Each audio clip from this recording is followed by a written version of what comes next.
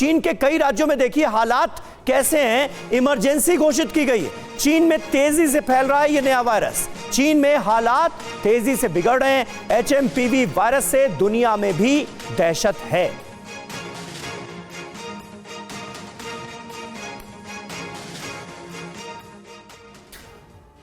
तो चीन की तस्वीर भी हम आपको लगातार दिखा रहे हैं और अब आपको बताते हैं कि कैसे एचएमपीवी की जो दहशत है वो चीन में इस वक्त है, क्योंकि चीन में बाकायदा इसको लेकर इमरजेंसी तक का ऐलान कर दिया गया है। चीन ने इमरजेंसी का ऐलान किया है। मरीजों की संख्या बढ़ने के बाद यह चीन में फैसला लिया गया है।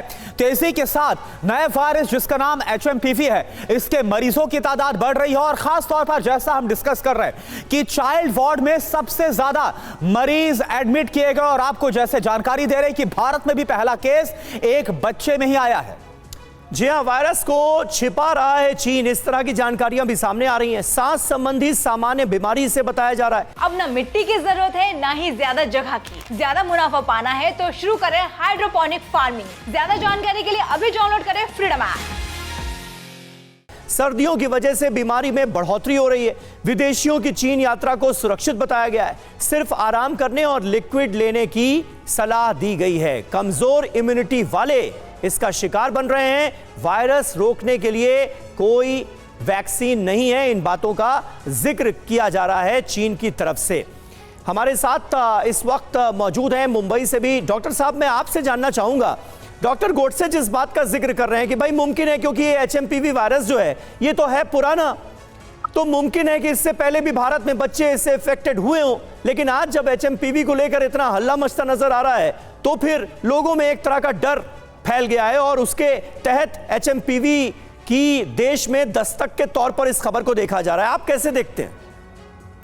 देखिए, ये तो क्लियर है, बिल्कुल मैं सहमत हूं डॉक्टर गोडसे से कि डरने की तो बात नहीं है। हाँ, और हो सकता है वो पहले से मौजूद हो, क्योंकि इतने भारत जैसे जगह में हर पेशेंट को जो बुखार के साथ आता है वायरल करके हम सिम्टोमेटिकली ट्रीट करते हैं। खाली हाइड्रेशन करना है, पैरासिटामोल देना है, और वो मेजोरिटी 84% में तो अपर रेस्पिरेटरी इन्फेक्शन होता है, अपने आप ठीक हो जाता है। खाली 6 में से 1 यानी 16% लोगों को निमोनिया हो सकता है, वो भी मेजोरिटी ठीक हो जाता है। तो लेकिन क्या हर पेशेंट को हम पॉलीमरेज चेन रिएक्शन या हम वायरल का बेंगलोर या पुणे में चेक करते हैं? नहीं। तो हमें नहीं मालूम कुछ भी अभी, खाली हमें सतर्क रहना है। हमें क्या मालूम है कि पहला जो इन्फेक्शन है वो ज्यादा रिस्क होता है, दोबारा इन्फेक्शन हो सकता है। एक बार इन्फेक्शन हुआ तो पूरी इम्यूनिटी नहीं है, लेकिन एक बार इन्फेक्शन होने के बाद दूसरा इन्फेक्शन उतना खतरनाक नहीं होता है, और ये उनको ज्यादा होता है जिनकी इम्यूनिटी कम है। लेकिन डॉक्टर शर्मा, आपका अपना एक्सपीरियंस क्या कहता है? इतने सालों का जो आपका एक्सपीरियंस है, आपने कभी हिंदुस्तान में एचएमपीवी वायरस से किसी के इफेक्टेड होने की खबर देखी, सुनी? ऐसे मरीज को टेस्ट किया क्या कभी? नहीं, मेरे पास इस तरह के पेशेंट मुझे नहीं मालूम कि बहुत सीरियस पेशेंट आए हो। पॉजिटिव नहीं है, बट इसका वो बता पाएंगे जो नियोनेटोलॉजिस्ट जो छोटे बच्चों को देखते हैं, पीडियाट्रिक जो बिल्कुल छोटे 1 साल तक के बच्चों को देखते हैं वो, या जैसे जो डायलिसिस देखते हैं, जो जिनको इम्यूनो कॉम्प्रोमाइज पेशेंट है, जो पेशेंट स्टेरॉइड्स पे होते हैं, या जो ट्रांसप्लांट के पेशेंट्स होते हैं, वो जो डॉक्टर प्रैक्टिस कर रहे हैं वो आपको ज्यादा जानकारी दे सकते हैं। मैं एडल्ट पेशेंट्स को देखता हूं तो मेरी नजर में कोई इस तरह की खतरनाक खबर मेरे नजर में नहीं आई है। जी, अच्छा डॉक्टर, करेगा हमें नहीं मालूम।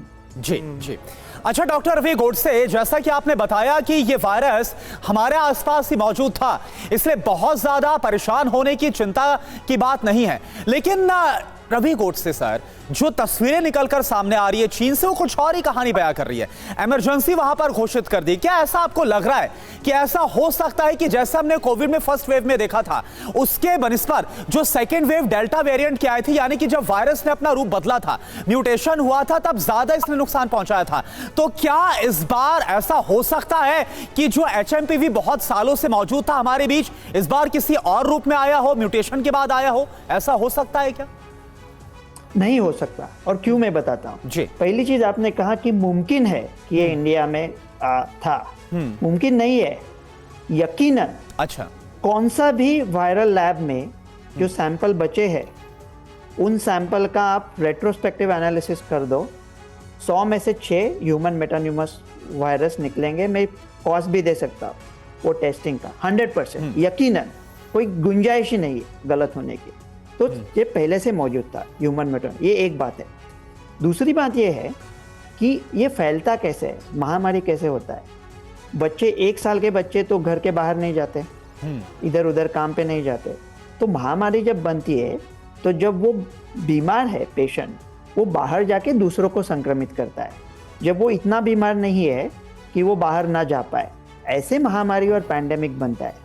तो ये जो इम्यूनिटी है ह्यूमन मेटानिमो वायरस के खिलाफ, वो बुजुर्गों की जो इम्यूनिटी है, ओल्डर लोगों की, वो सजग है। हमारे यहाँ भी और चीन में भी। चीन में कोई एडल्ट्स के कोई केस नहीं आ रहे, तो इसका फैलना नामुमकिन है। फैलेगा कैसे ना? 1 साल का बच्चा अगर अपने माँ बाप को दे ही नहीं सकता तो माँ बाप उसे फैलाएंगे नहीं। अगर वो प्री स्कूल जाता है तो दूसरे बच्चों को देगा, लेकिन वो दूसरे बच्चे अपने माँ बाप को नहीं दे पाएंगे, श्रृंखला टूट जाएगी। तीसरी, और मैं 2 चीज़ें क्विकली कह देता हूँ। अहम चीज़ ये है कि कैसा हमने आपके शो पे कहा था कि मार्च 2020 के उसके बाद जो चीन में बच्चे पैदा हुए, चीन की ज़ीरो कोविड पॉलिसी की वजह से उनकी दूसरी लहर में, डेल्टा की लहर में, उनकी जानें बच गई। अच्छा। लेकिन वो जो सब बच्चे घर पे थे, तो मम्मी का दूध बंद होने के बाद 6 महीने के बाद जो इम्यूनिटी बनती है, वो चीन के बच्चों में दुर्भाग्यता से बनी नहीं है। तो 3-4 साल के कम उम्र के जो चीन के बच्चे हैं, उनमें कोई इम्यूनिटी नहीं है, इसलिए उनमें सीरियस डिसीज दिख रहे हैं। ठीक है। हमारे बच्चों में ये प्रॉब्लम नहीं आएगा। ये जो बच्चा है ये, और ठीक है, हम सब ये उम्मीद भी करते हैं कि यहाँ पर ये प्रॉब्लम जो है, ये समस्या जो है वो बड़ी ना बने।